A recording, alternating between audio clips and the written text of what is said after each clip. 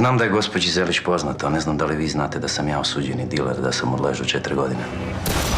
Mali, novi sočni krimić Antonija Nujića. Nastavak priče o navijačima iz kultnog filma Seks, piće i krvoproliće, u kojem ćemo otkriti što su sve otac i sin spremni učiniti kako bi ostali zajedno.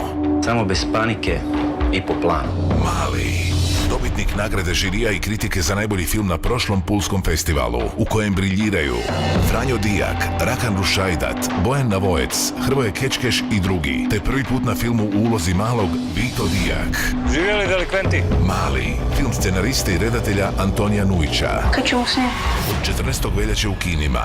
Medijski partner Jamat FM. Ajde, pazi, ostati još jedan metak, sad se dobro skoncentriraj. Tri rudara!